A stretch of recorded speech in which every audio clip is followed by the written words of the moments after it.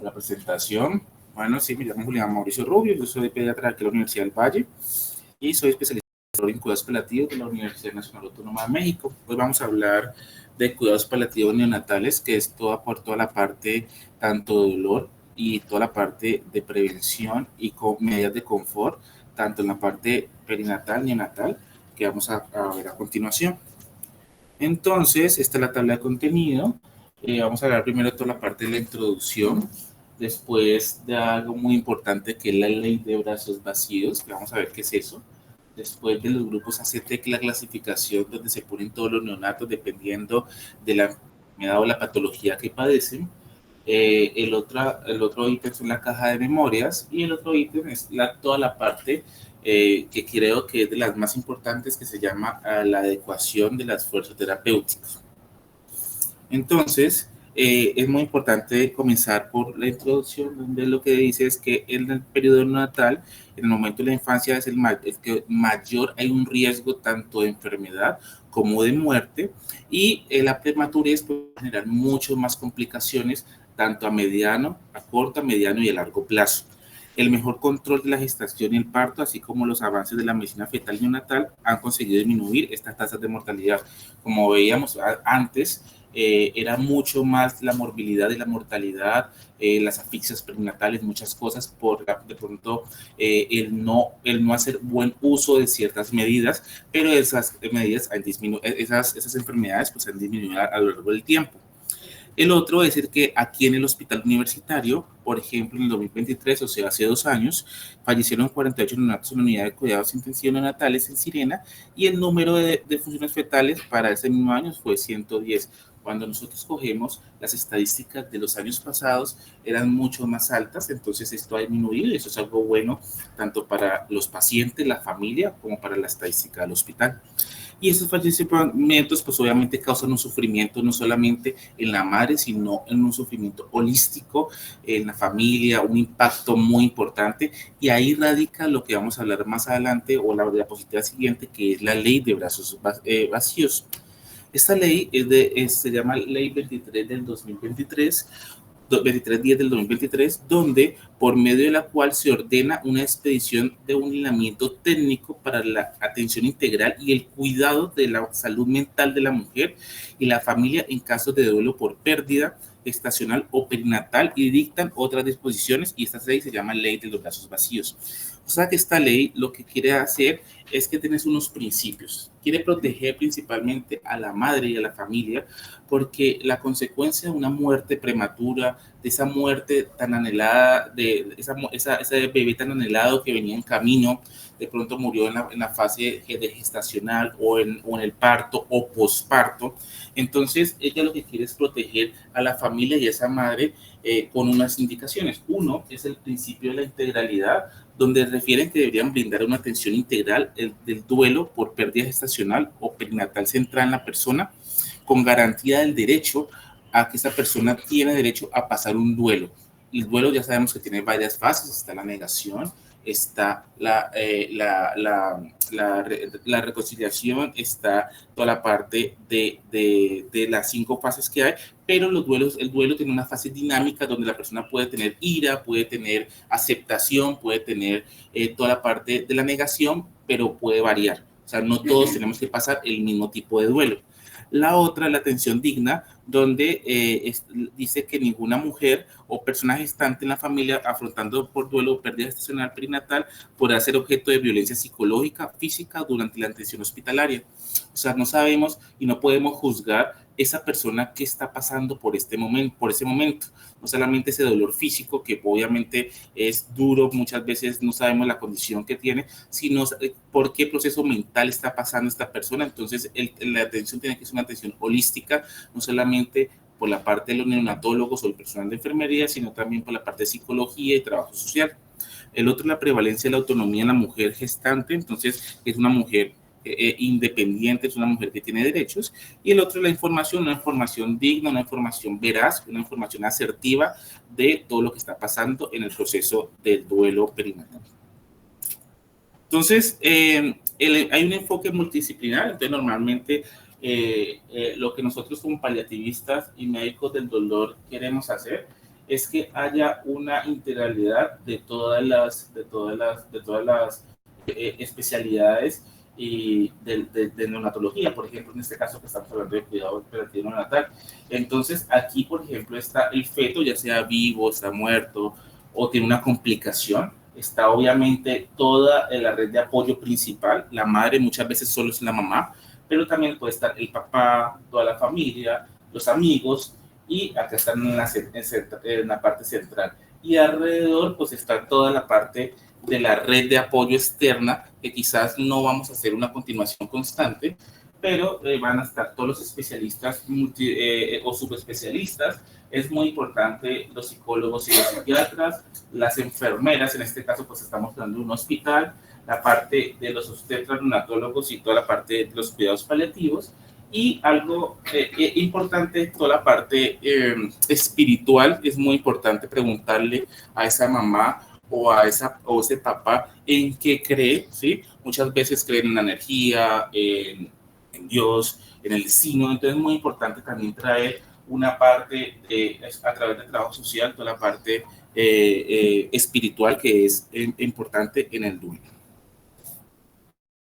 Entonces, los cuidados paliativos en neonatología tienen como objetivo prevenir y tratar adecuadamente el dolor y otros posibles síntomas del recién nacido. O sea, obviamente no solamente nos enfocamos en el manejo holístico y todo, sino también en las complicaciones, y es muy importante la parte del dolor, ¿ya? Desde una venopunción hasta un procedimiento más invasivo, tenemos que saber que este feto en este recién nacido pues está sintiendo.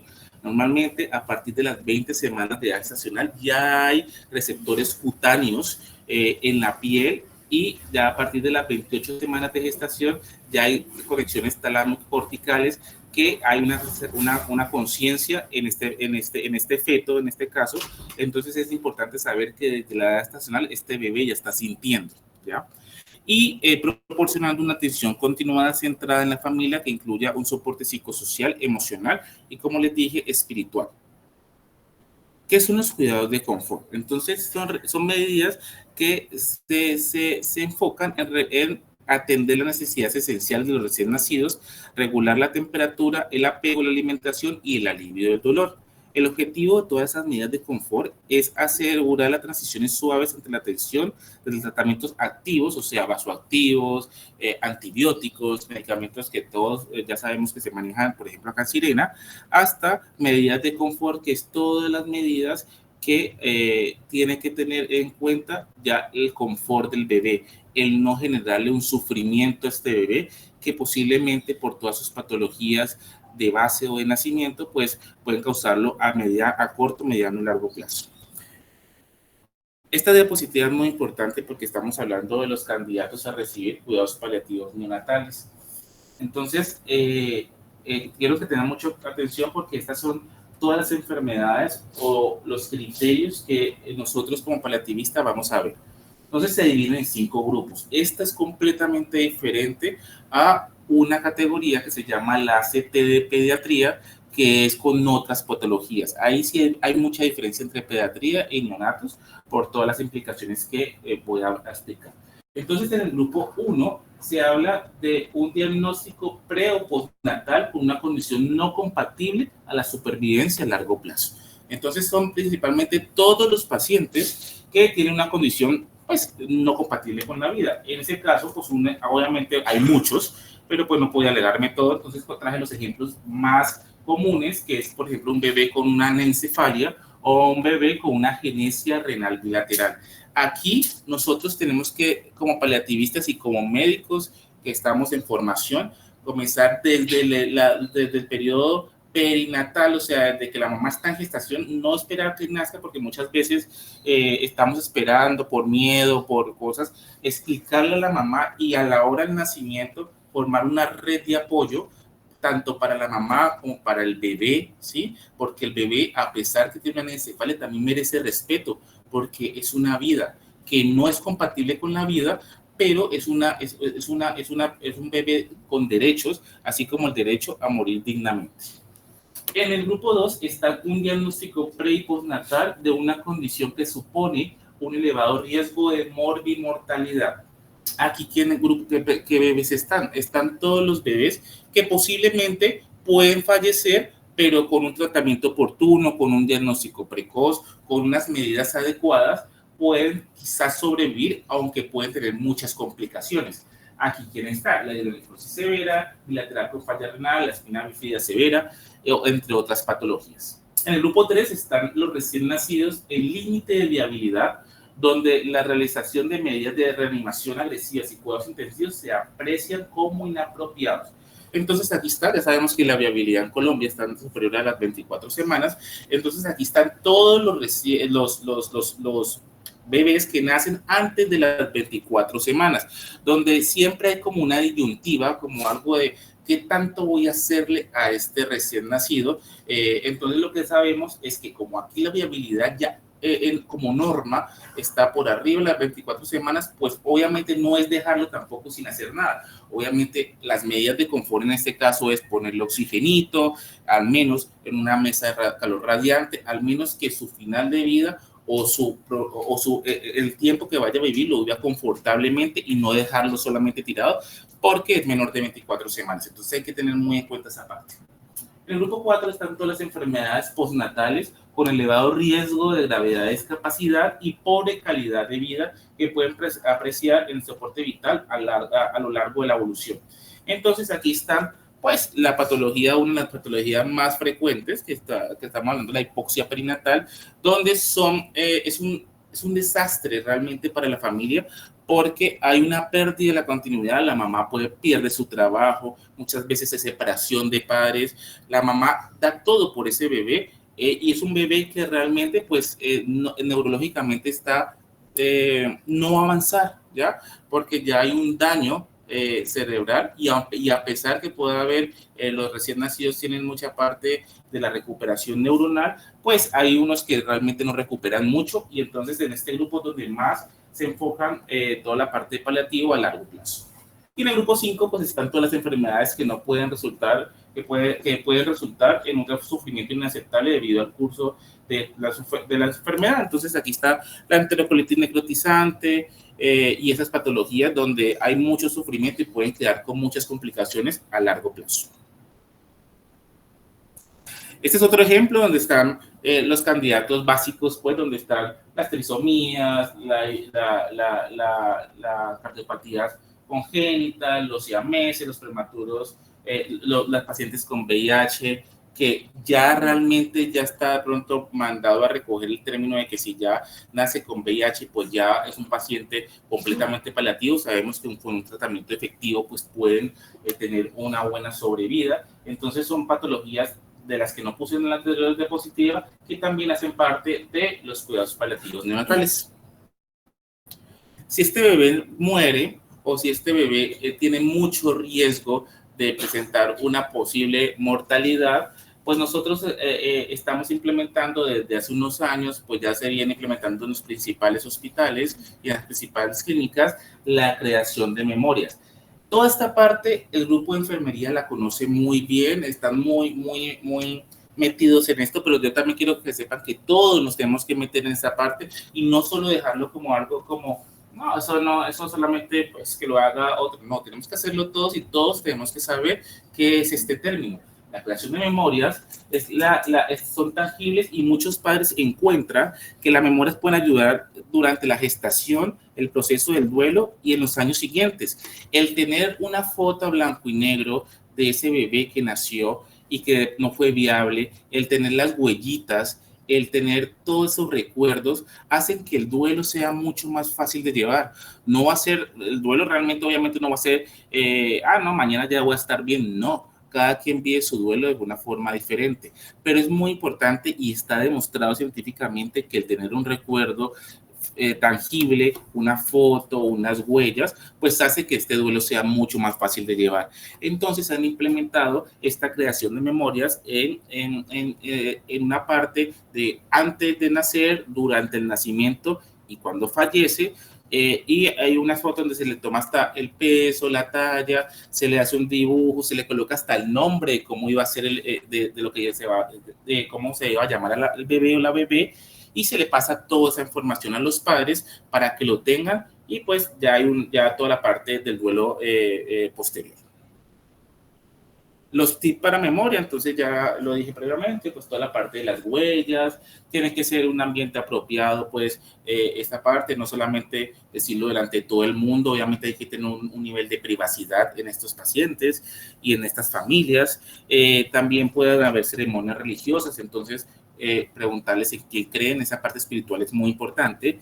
Y también a veces los quieren vestir, los quieren bañar, permitir todo esto, ¿sí? Y no es como algo de que no, o sea, pues ya falleció, no, no podemos juzgar y no podemos estar como indolentes con ese dolor ajeno que por muchas veces nos acostumbramos o muchas veces decimos, no, pero pues es un bebé que ya venía mal, no, o sea, tenemos que ser muy humanos en esa parte y pensar que quizás esa familia tenía todas las expectativas puestas en ese bebé y al no darse, pues es algo duro. Entonces, el permitir, lo quiero bañar, señora, pero ya murió, no, pero pues no juzgar, o sea, pues, si lo quiere bañar, que lo bañe, si lo quiere vestir, que lo vista, eso no es de loco ni nada, simplemente es algo que es positivo para ellos. Entonces, uno de los temas más importantes, la adecuación del esfuerzo terapéutico. Antes se llamaba limitación del esfuerzo terapéutico, pero se cambió este nombre porque limitación es algo que tanto para los médicos como para la familia nos están diciendo, bueno, están limitando algo y no quieren hacerle nada a mi bebé, en este caso hablando de neonatología. Entonces se hizo adecuación, el término adecuación significa que este bebé que está críticamente enfermo, este bebé que posiblemente vaya a fallecer o este bebé que posiblemente vaya a quedar con muchas complicaciones después del nacimiento o ya durante el nacimiento vemos que tiene enterocolitis necrotizante, tiene una falla cardíaca secundaria, tiene muchas complicaciones. Entonces, lo que hacemos es que decimos, tanto a la familia como a nosotros mismos, este bebé, hay tres máximas en medicina. Una máxima es salvar la vida. Lamentablemente, tenemos que saber que no a todos, o sea, nosotros el juramento hipocrático nos enseñan que tenemos que velar por salvar vidas, pero aquí debemos aprender y de pronto quitar eso que no a todos se le puede salvar la vida. La otra máxima es no generar dolor y sufrimiento y la máxima de las más importantes es quizás no prolongar la agonía. El no prolongar la agonía significa que a este bebé le vamos a dar medidas de confort y no solamente vamos a colocarle inotrópicos, no le vamos a colocar, no lo vamos a reanimar, si sabemos que es una de las patologías de los 5 grupos que lo dije anteriormente, ¿ya? ¿Qué tiene que tener ese bebé? Pues todas las medidas de que el tiempo que vaya a vivir lo viva con la mejor calidad de vida, ¿sí? Que no le vamos a hacer medidas inadecuadas o medidas futiles, que es el nombre adecuado. Entonces, al inicio de la vida, pues hay pacientes que sufren patologías sumamente graves y estas plantean serias dudas sobre el posible beneficio de intervenciones muy agresivas, con elevado riesgo de causar sufrimiento y prolongar el proceso de morir. Muchas veces el subir parámetros ventilatorios, el colocar inotrópicos a un bebé que realmente está pues con riesgo altísimo de morir, no es que estoy haciendo todo lo posible, no. Muchas veces hay que hacer menos es más, muchas veces hay que ver que ese bebé quizás el hacerle tanto es generarle más sufrimiento y prolongar la agonía. Entonces es muy importante tener en cuenta esa parte. O bien conseguir una supervivencia con discapacidades a largo plazo. Entonces es donde uno ya entra a ver éticamente, quizás, listo, salve un bebé de 24 semanas, salve un bebé de 25 semanas, pero ¿cómo va a ser ese desarrollo a ese bebé a largo plazo? Nosotros en México hicimos un estudio donde esos bebés que nacían de 25 o 26 semanas, muchos quedaban con problemas cognitivos cuando tenían 2, 3, 4 años. Entonces, sí, es salvar al bebé, pero también es mirar que si las complicaciones se complican constantemente, no podemos encarnizarnos en no, como sea, tenemos que sacar, ¿no? Muchas veces también hay que dejar que la enfermedad natural progrese y si no es de estar en esta vida, pues también respetar esa parte, ¿ya? Y no sacar bebés que van a quedar con demasiadas secuelas que le van a hacer un daño muy potencial a la familia, a ese mismo bebé, al sistema, porque es una cosa costosísima mantener pacientes neurológicos. Entonces, es muy importante pensar eso, no solo pensar en la parte de cómo ese bebé va a estar ahorita, sino cómo ese bebé va a seguir si yo le sigo insistiendo y insistiendo y colocándole de todo. Hay que tener esa parte ética y también humana que estamos tratando, es una vida, no estamos tratando un animal, bueno, no estamos tratando, perdón, un objeto, una computadora, no estamos tratando a un ser vivo. Entonces, las decisiones médicas buscan actuar en función del mejor interés hacia ese recién nacido y pensando también el mejor interés hacia su familia. Y la expresión adecuación de esfuerzo terapéutico equivale a la decisión de retirar o no instaurar medidas que se perciben como desproporcionadas con respecto a la situación clínica del paciente. Entonces, aquí lo que está aplicando este programa es que muchas veces nos da más miedo quitar que poner. Entonces, a veces hay como esa disyuntiva entre, ¿será que le pongo? Bueno, listo, póngale. Pero si la evolución de este bebé es mala, no le quiero quitar. No, muchas veces uno puede también quitar si ve que no evoluciona bien, ¿sí? Muchas veces vemos que si le aumentamos parámetros ventilatorios, le aumentamos más a los inotrópicos, pero vemos que este bebé no responde, cada vez se complica más, tiene una hemorragia ventricular grado 4, bueno, está sumamente complicado y le seguimos insistiendo, y no es que no quiero que se me muera, no es que a ti nadie se te muere, o sea, si el propósito era morirse, pues se va a morir, ¿ya? Entonces hay que tener muy en cuenta y muy sensibles en esa parte, ¿no?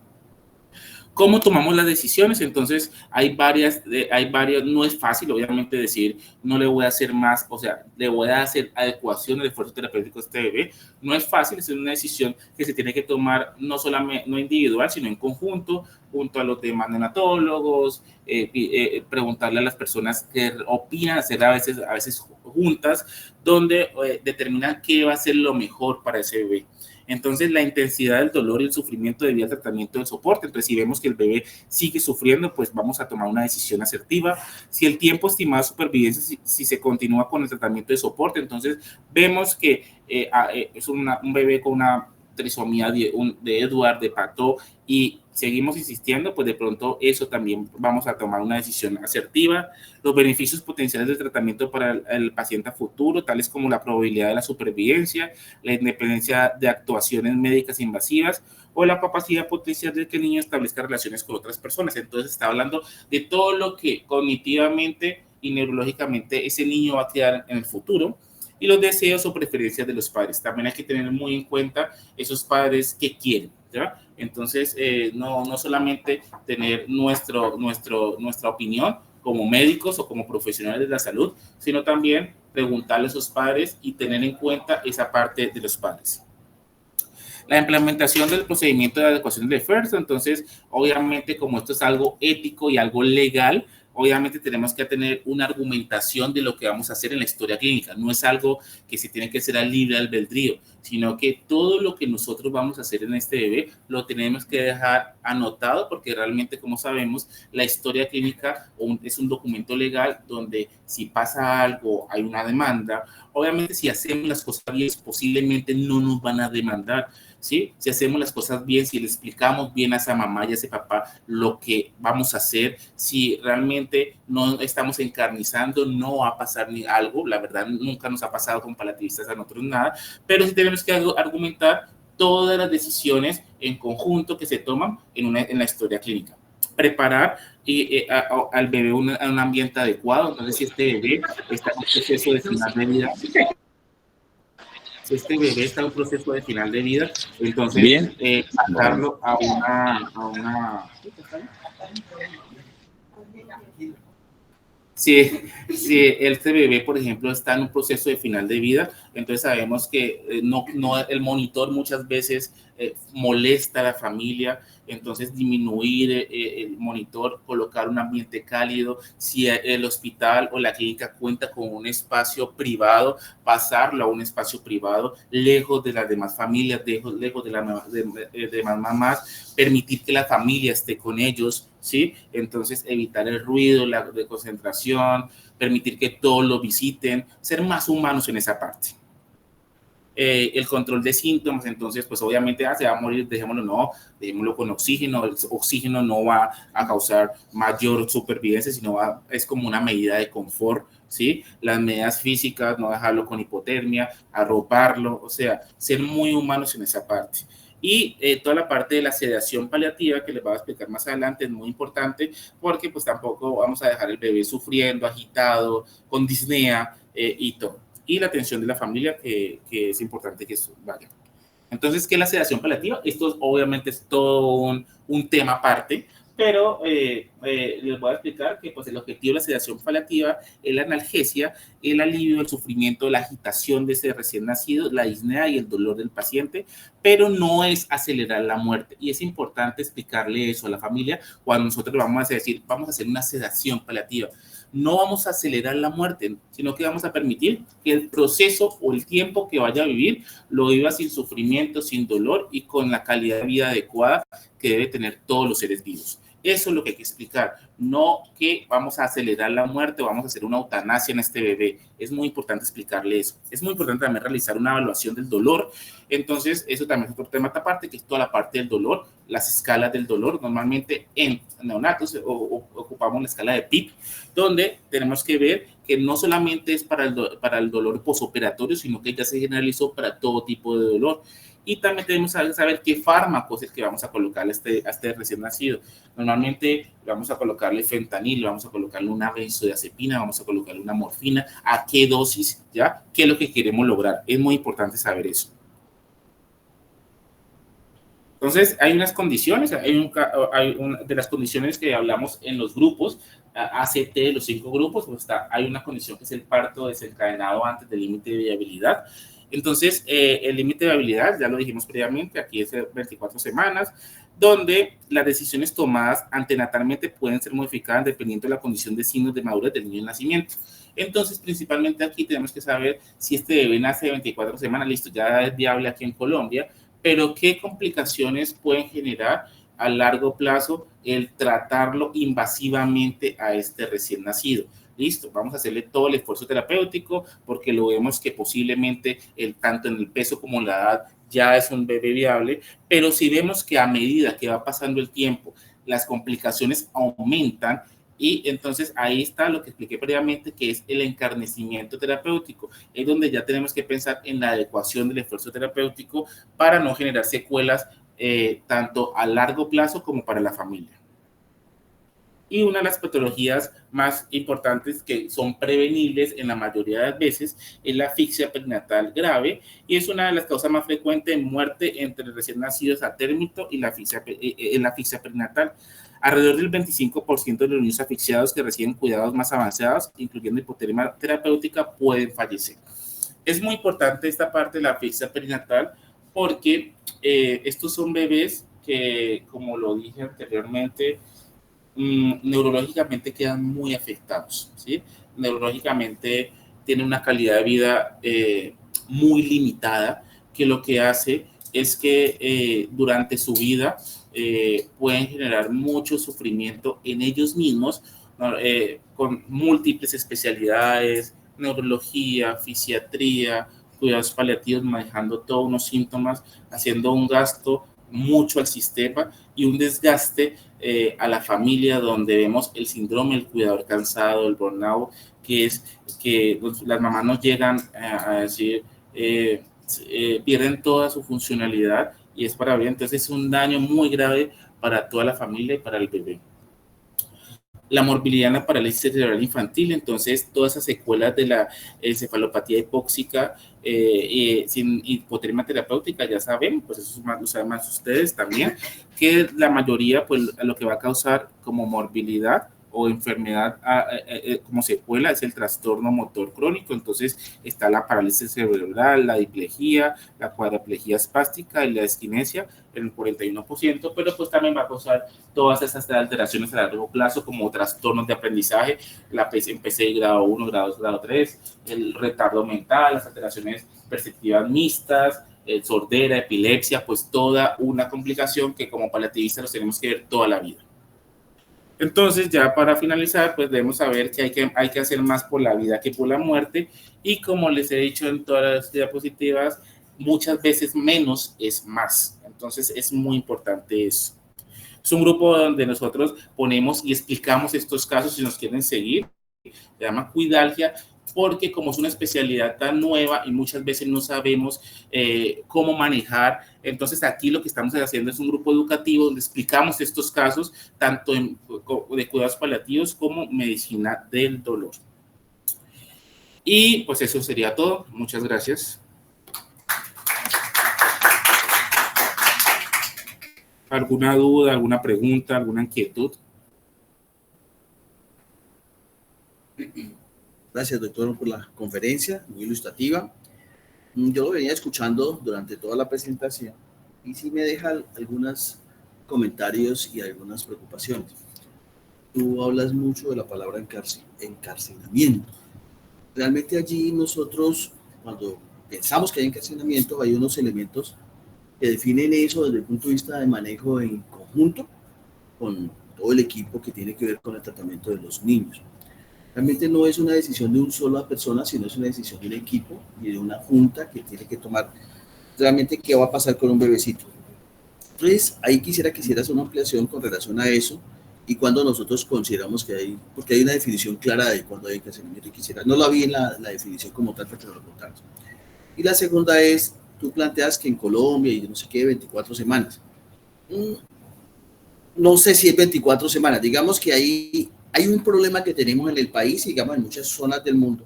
Es que definir la edad gestacional muchas veces es muy complejo porque nuestras maternas no tienen un adecuado control prenatal o no tienen un análisis ecográfico para que le dé la exactitud. La mayoría de trabajos de investigación con relación a la edad gestacional están utilizando más la ecografía, inclusive más que la menorrea. Había que mirar qué tanto el buen control prenatal y si esa edad gestacional es exacta.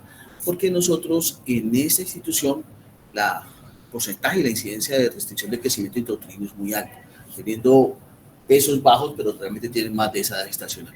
Entonces, yo no sé si ese término va a generar mucha sensibilidad si tú lo planteas que 24 semanas. Yo no estoy tan de acuerdo. Si me preguntaba a mí, como pediatra, yo no pensaría que fuese ese el límite de viabilidad, como lo estás diciendo ahí, porque realmente en el mundo en este momento la viabilidad arranca a las 22 semanas. Todo el mundo desarrollado, si estás hablando de países de altos ingresos, no países de bajos ingresos que probablemente ni hay un cuestionamiento. Colombia es considerado de medianos ingresos, entonces estamos en ese límite allí de esa viabilidad.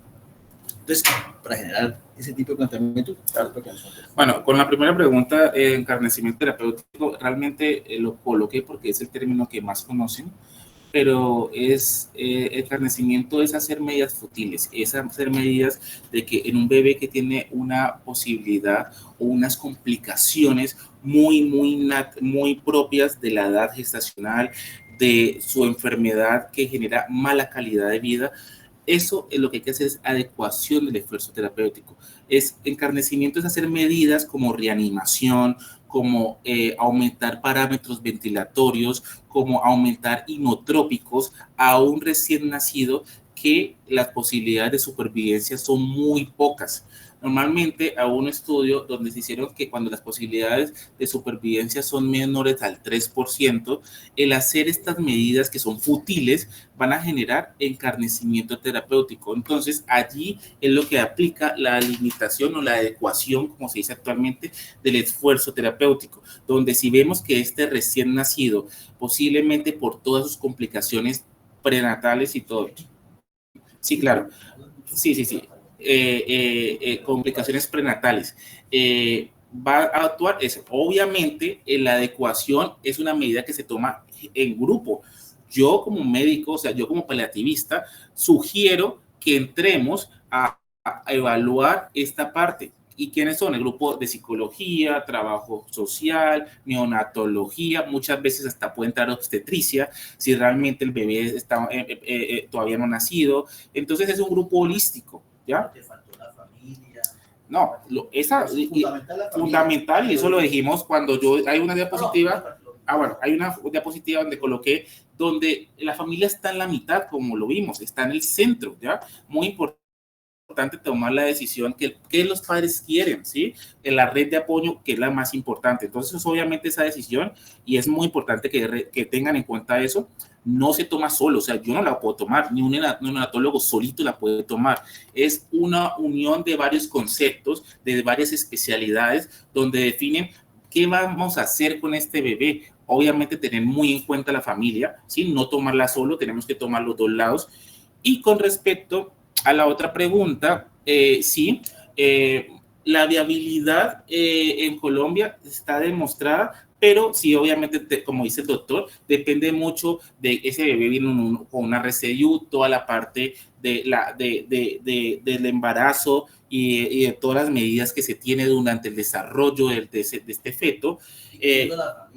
Sí. Hay que tener en cuenta esos, digamos, deseos de la familia cuando un bebé va a nacer prematuro. Muchas familias dicen, quiero que pues, ahí uno tiene que aceptar. Sí, claro. Hasta legal. O sea, sí, claro. No puede negarse. O sea, eso quiero que lo tengan en cuenta porque muchas de estas publicaciones se hacen prenatalmente. Bueno, dicen, ven 23 semanas y 4 días, 7 días. La familia, ¿qué dice? O sea, nosotros tenemos que anotar eso en la historia clínica. Sí. Como les dije en una diapositiva, todo se tiene que dejar en la historia clínica y es muy importante siempre informar todo lo que vamos a hacer a la familia, tenerla siempre en cuenta, a esa mamá, a ese papá o a esos abuelos que también están allí, ¿sí? Muchas veces tomamos decisiones quizás asertivas, pero no le preguntamos a la familia. Entonces, el no preguntarle a la familia, pues obviamente también nos genera complicaciones de demandas o otro tipo de complicaciones. Entonces, es muy importante tener en cuenta, es un manejo holístico. En conclusión, es un manejo que se toma entre un grupo especializado y coherente con todo lo que se va a hacer con ese bebé, donde la ética tiene que primar por encima de todo. La moral es individual, es de cada quien. Pero aquí no podemos meternos con temas de religiosidad, no, aquí tenemos que meter solo con temas éticos del bebé, ¿ya? Y lo otro, pues toda la parte integral que conlleva siempre a la familia. ¿Alguna otra pregunta? Vamos a dar paso a una intervención solicitada por el MID, la doctora Gloria Martínez. Para preguntar si con respecto a lo que tú estás mencionando, entonces siempre tiene que ir este pacientico a comité de ética de la institución.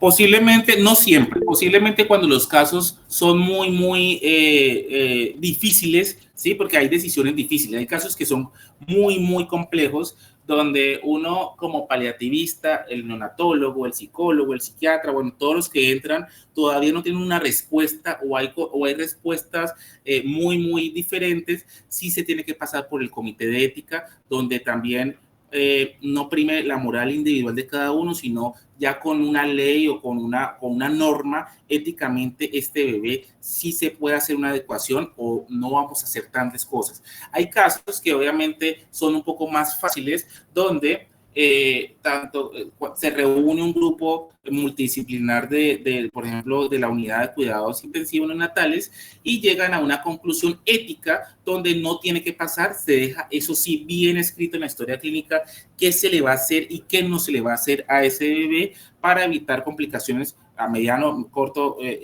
plazo y largo plazo, pero no todos tienen que pasar, tiene que ser un caso muy difícil donde las decisiones dentro del grupo que se está reuniendo y con la familia también. Muchas veces, y eso es algo muy importante, y gracias por la pregunta, muchas veces vemos que la familia dice, hágale todo el esfuerzo terapéutico. Doctor, no importa, pero hágale todo. Entonces, en esos casos, por ejemplo, con bebés con una falla, una anencefalia, donde como médicos de pronto podemos tomar la decisión de, no, pues ese es un bebé que obviamente va a fallecer, pero la familia quiere que ese bebé nazca y se le haga, se le coloque inotrópico, lo que sea. Éticamente puede ser un caso difícil que se puede complicar, pasa por el comité de ética para evitar esa complicación con la familia o para entrar. Pero muchas veces también como paliativistas o como médicos de una unidad de cuidados intensivos neonatales, debemos también saber hablar, ¿sí? Muchas veces esos padres están encarnizados o están diciendo, yo quiero todo el esfuerzo terapéutico porque no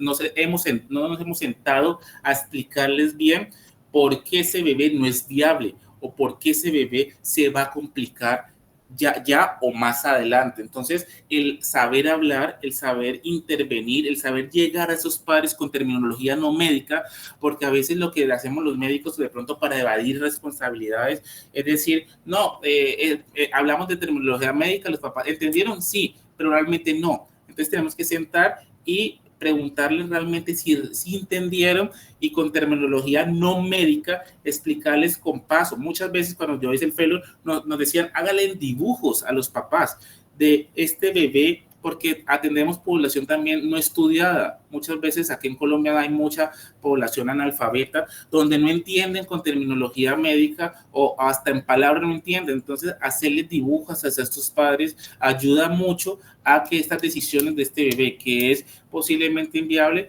pues sea mucho más asertivo.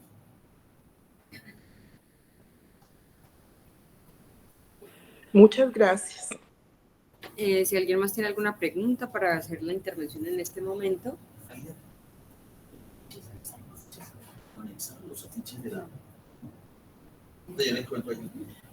Para finalizar, quiero hacerles una invitación, sobre todo los que están conectados, el 27 de marzo vamos a hacer un taller sobre monitoreo fetal. Viene el doctor Rick Cardetti, él es neonatólogo de Argentina, experto en el tema. Vamos a trabajar con enfermería y vamos a hacer un taller al final. Gloria, el grupo de Popayán, el grupo que está conectado aquí, están invitados, 27, agéndenlo porque tendríamos una actividad de todo el día y creo que es una actividad interesante para aprender mucho sobre monitoreado neurológico. Gracias. Gracias, Javier. No, de nada. Nos vemos en 8 días. Gracias a todos. Gracias. Vamos a presentar el caso para que no les suene.